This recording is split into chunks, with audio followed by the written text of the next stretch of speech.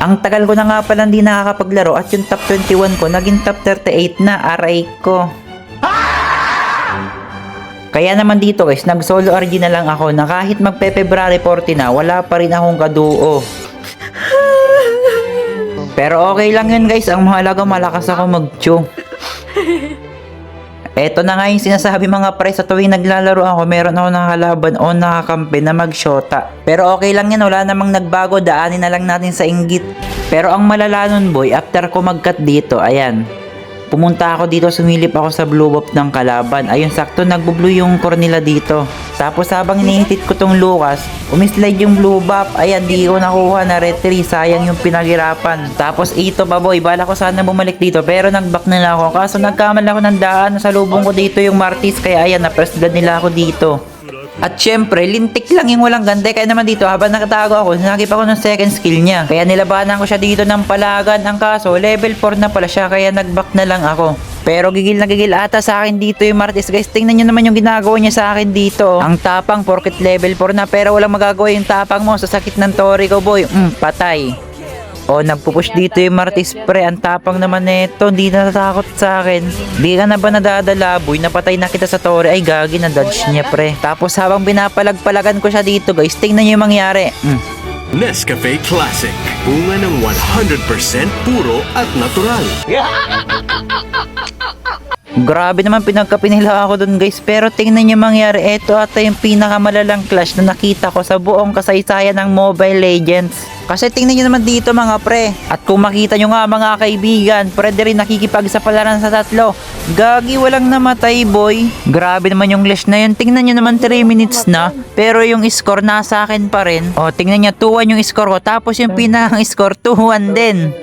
Wala kaming pakialam! Nagka-clash na sila dito tapos ako papunta pa lang. Pero okay lang yan, papakitaan ko sila dito ng malupitang highlights.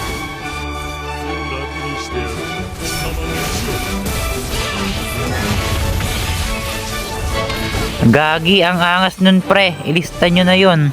Dito guys, nakita ko nag-recall yung Lolita, kaya matik to, si Exia na lang yung andito. At nung pupuntahan ko na siya, biglang may lumabas ng sila yun, pero okay lang kasi nahuli ko rin naman dito yung Exia at napitas. Kaya ang natira na lang dito guys, yung sila yun. Grabe yung slow mga pre. Tingnan nyo, hirap ako lumapit. Pero okay lang kasi napitas na rin namin siya dito. Mag-aabang muna ako dito guys at sakto dumaan dito yung Exia, wala nang gagawin sa akin to at naultian pa nung Sechan. Kaya naman dito wala na silang MM at nagtatakbo ni mga kalaban. Grabe yung sila yun dito guys, so ang swerte nabuhay pa. Tapos habang malayo ako, nagkaroon ng clash dito sa mid. Nagkakaubusan na sila dito guys, tapos yung Martis, so grabe palong-palo. Buti na lang dumating ako. Kahit nagwawalayan, ako yung magpapakalma dyan, o diba legendary.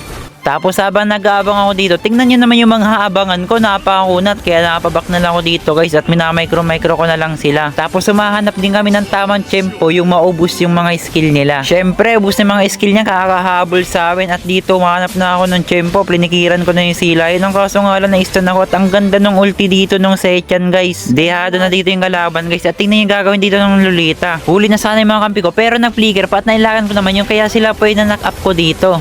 Ayan, tinatakbuhan na kami dito ng kalaban guys. Pinapasok-pasok na namin sa tore. At nagmamarcha na yung lord namin dito sa mid. Tapos nahuli ko pa dito yung Exia. Ayan, nabukasan ko. Tapos napatay siya nung kakampi ko. At dun sa part na yun, lamang na kami kasi wala nang MM yung kalaban. Muntik pa ako mapitas dito. Buti na lang nag-ulti talaga yung Florin. Kaya yun, si Martis yung na-tick down dito. Tapos ang natira na lang dito sa kalaban ay si Sila yun. Kaya naman binurse ko agad siya para hindi na siya makapag-dep.